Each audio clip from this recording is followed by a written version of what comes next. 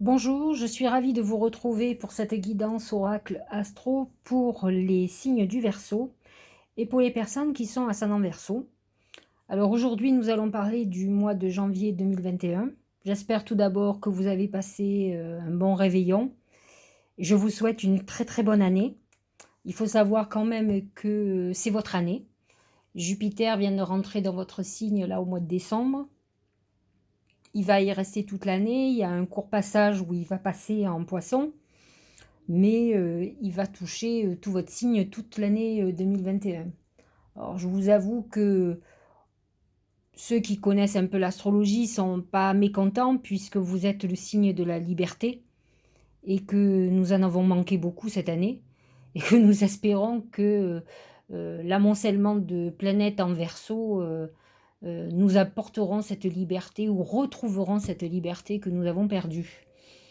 Il est sûr que ça sera le mois de février qui va être beaucoup plus puissant en liberté puisque Vénus sera en Verseau, Mercure en Verseau, Saturne, Jupiter. Donc cet amoncellement de planètes en Verseau peut augurer quand même une libération. J'espère qu'elle se fera en douceur, qu'il n'y aura pas de guérilla, mais en tout cas, c'est la connotation du Verseau, c'est cette liberté, liberté de penser, liberté d'agir. Ce sont des gens très indépendants qui ne font à peu près que ce qu'ils veulent. Alors, nous allons parler de l'oracle.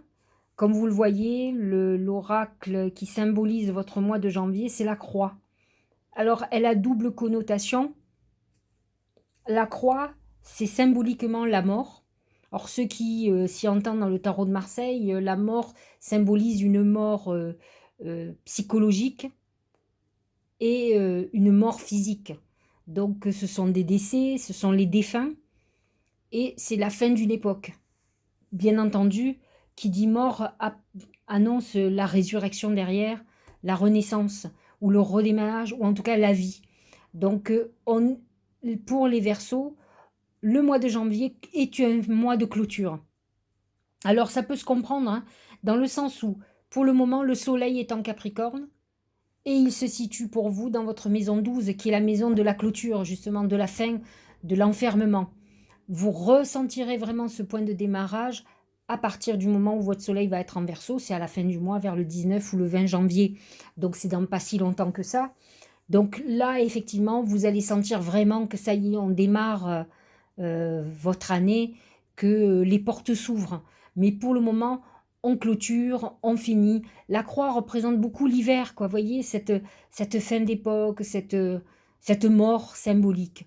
Alors, c'est la mort, ça peut être la fin d'une activité professionnelle, la fin d'une histoire d'amour, la fin d'un contrat, tout simplement. Ça peut être beaucoup de fins. Ça peut être un décès familial euh, qui aujourd'hui vous attriste encore. La fin ne veut pas dire qu'au mois de janvier, il va y avoir la clôture. Ça peut être aussi la période où on fait le deuil, où on est en train d'évacuer la tristesse. Donc voilà pour l'ensemble de ce que veut dire, de ce que nous dit l'oracle pour ce mois de janvier. Alors au niveau professionnel, c'est le singe. Le singe, c'est le joueur. Vous voyez, je verrais bien, alors les joueurs professionnels, ceux qui font du poker par exemple, ceux qui font des négociations, c'est le boursicotage. Je joue à la bourse. C'est, il faut faire attention à ce que vous faites. Vous pourriez, euh, si vous avez affaire à un joueur en face de vous, c'est quelqu'un symboliquement qui peut se jouer de vous. Donc, on dit bien qu'on est malin comme un singe. Donc, attention, parfois des personnes sous leur dehors très sympathiques, amusants, sont des filous qui ne peuvent vous rouler dans la farine. Donc, vous devez être très vigilant. Au niveau, justement, de tout ce qui est financier, vous avez quand même Neptune dans votre maison 2. Et Neptune amène en poisson, il amène la chance financière.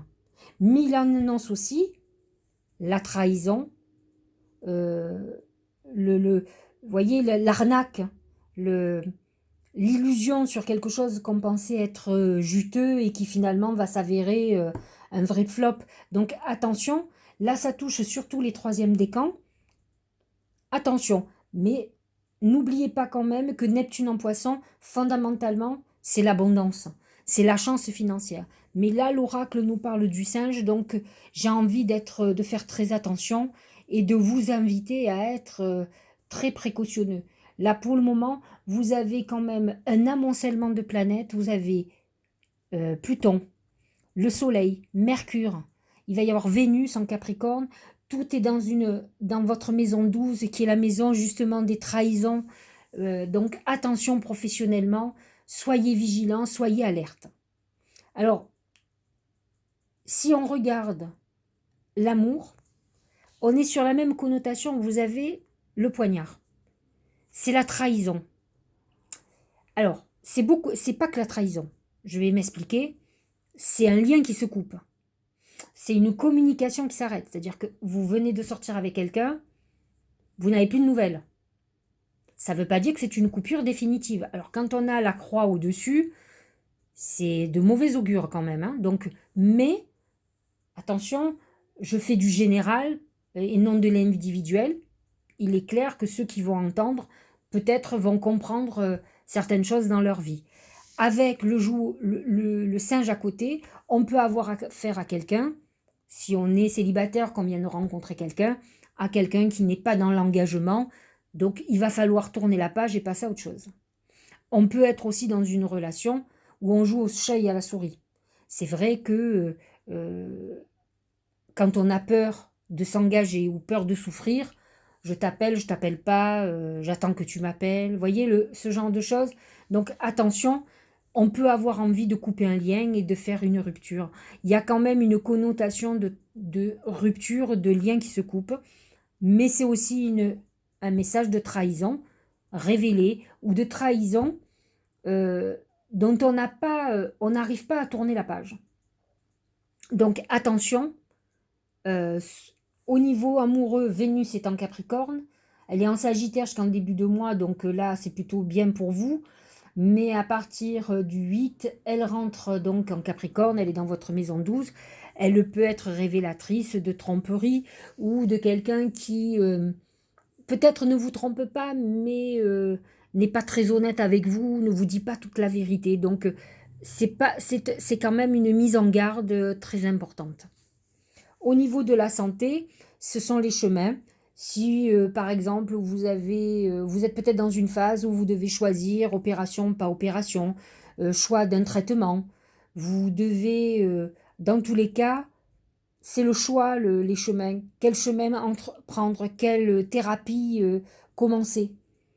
Ça amène les doutes et les indécisions. C'est une période, en tout cas, les chemins parlent beaucoup plus de quelque chose qui est lié au psychologique, où on est un peu perturbé. Attention à tout ce qui est accidentel aussi, sur la route. Ça peut être ou quelqu'un, par exemple, qui fait du footing, des choses comme ça, de la marche, qui peut se blesser en faisant du sport, mais du sport sur terre battue, ou voilà, où on marche, où on court, ou voilà, c'est plutôt ça. Au niveau du Tao, la jeune mariée, situation compromettante, subordination, victime de la séduction, manipulation, faible estime de soi. J'ai envie de vous dire que ça nous rappelle un petit peu le poignard.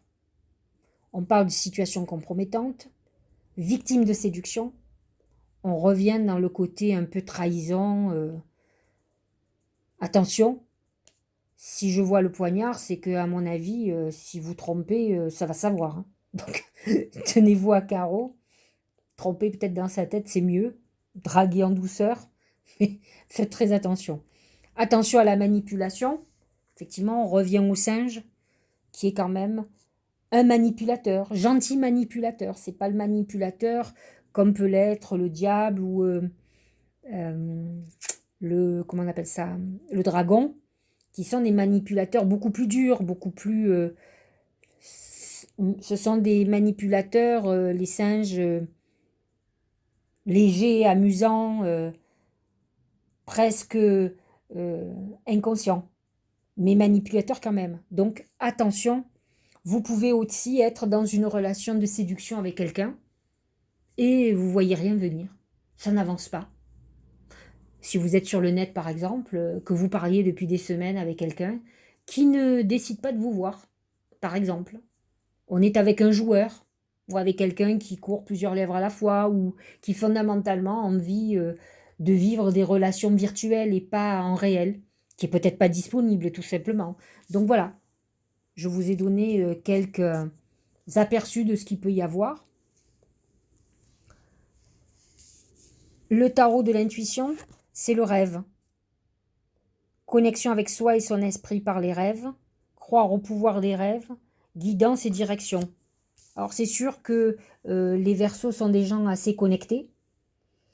Donc c'est vrai qu'avec un Neptune en Poisson, ils sont quand même très intuitifs, ils ressentent les choses. Ils sont parfois très angoissés s'ils ne voient pas venir les choses, mais le rêve va aider justement les idées, comme je dis, géniales que peuvent avoir les Verseaux. Et ils peuvent avoir, ça peut favoriser tous les gens qui travaillent la créativité, tout ce qui est publicité, tout ce qui est écrivain, tous ceux qui sont dans l'idée, dans la création par l'idée. Toutes les activités internet aussi, mais où il y a cette notion d'imaginaire, tout ce qui est audiovisuel. Le rêve aide. Par contre, attention, justement, avec cette connotation qu'on a de singe, attention aux rêves, au château en Espagne, quoi. Enfin, aux rêves illusoires. Donc, soyez lucide. Il ne faut pas rentrer à se convaincre de quelque chose qui n'existe pas. Le rêve n'est pas que quelque chose d'idyllique, c'est aussi quelque chose de décevant. Le deuxième oracle de l'intuition, c'est l'horloge. Du temps, une réelle volonté d'aboutir vous donne le résultat désiré. Alors ça, c'est un gros souci de Verseau. Verseau, ils sont toujours pressés. Alors, c'est pas les seuls, hein, je vous rassure. Mais j'ai pas vu un seul Verseau ou ascendant Verseau qui ne soit pas pressé. Alors, ils peuvent être très lents, mais quand ils ont décidé, ils sont très pressés. Là, on vous dit, il va falloir compter avec le temps. Alors, c'est vrai que depuis le début que j'ai commencé la vidéo, j'ai l'impression d'être très négative, pas du tout. Avec un Jupiter dans votre signe, vous avez quand même beaucoup de portes qui s'ouvrent. Il y a des... Juste, on vous dit, attention, soyez vigilants. Dans le lot de toutes les opportunités que vous allez avoir, méfiez-vous, il peut y avoir quelque chose qui ne tourne pas comme vous voulez, où on vous a, comment dirais-je, oui, manipulé, on vous a menti. Donc attention. Mais fondamentalement, vous êtes dans des phases intéressantes, mais comme je vous l'ai dit, à partir du moment où le Soleil va passer en Verseau, ça sera une planète supplémentaire qui va aspecter votre signe, où vous allez aller de mieux en mieux. Donc c'est vrai que fondamentalement, vous allez ressentir votre mieux-être beaucoup plus à partir du 20 janvier. Donc soyez patient, vous êtes sur la bonne voie. Vous avez peut-être quelque chose à éliminer, couper un lien, éliminer quelqu'un de votre vie qui alourdit votre croissance, votre avancée, votre progression. Donc ça ne fait pas toujours plaisir de le faire, mais c'est comme ça. On va clôturer avec l'oracle de Gaïa. Un amour perdu, renoncement, guérison, libération. Alors, j'ai compris quelque chose il y a quelques années, parce que j'ai pas mal... bon, j'ai tous les signes astrologiques autour de moi, mais il y a des personnes parfois qui traversent votre vie, et j'ai connu des Verseaux. Le Verseau est un signe avant-gardiste. C'est le visionnaire. C'est avec le Verseau...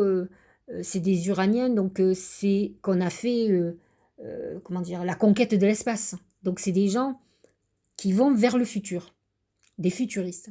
Or, je me suis souvent rendu compte que les Verseaux ressassent le passé. Ils sont, parce qu'ils ont un côté, comment dirais-je, j'allais dire vengeurs, mais c'est peut-être pas le bon terme que je voulais dire, rancuniers.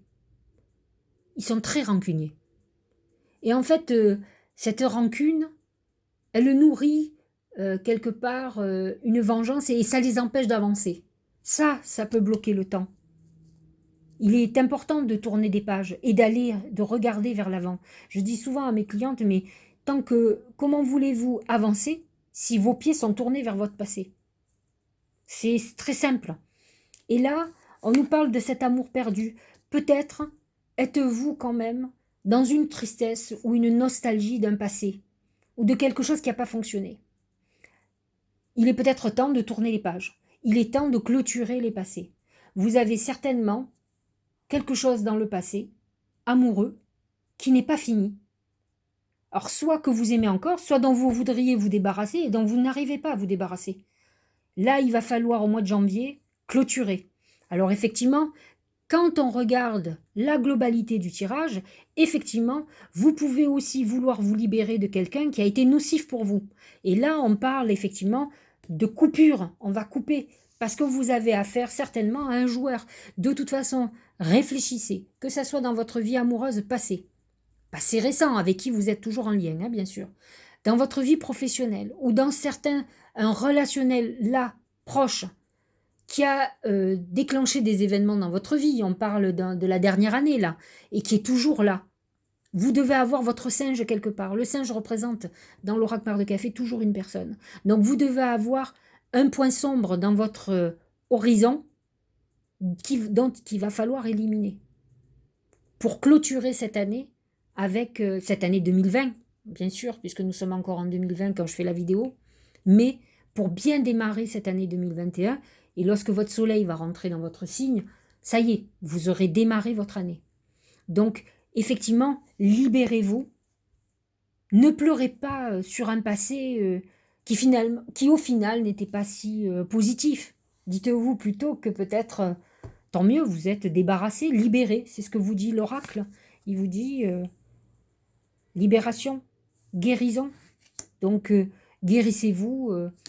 Si vous vous êtes fait avoir, manipuler, bon, ça arrive à tout le monde. Après tout, c'est que vous avez été sincère. Vous avez été authentique.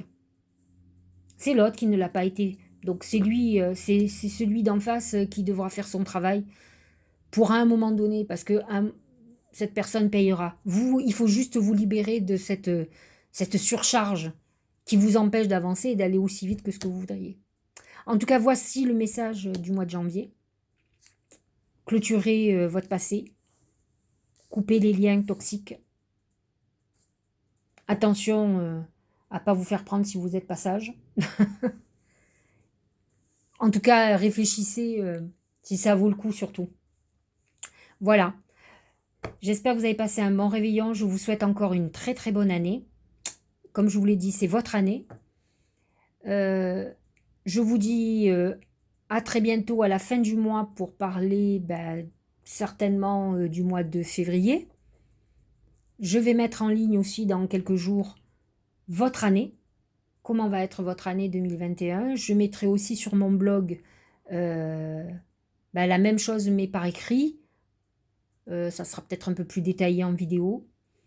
Et dans quelques jours aussi, je vais essayer de m'atteler à mettre mes prédictions pour 2021, plus particulièrement pour la France. Je vais peut-être pas regarder pour le monde entier, mais bon, si j'ai le temps, je ferai ou je ferai au fur et à mesure. Voilà, je vous souhaite une bonne journée et je vous dis à très bientôt.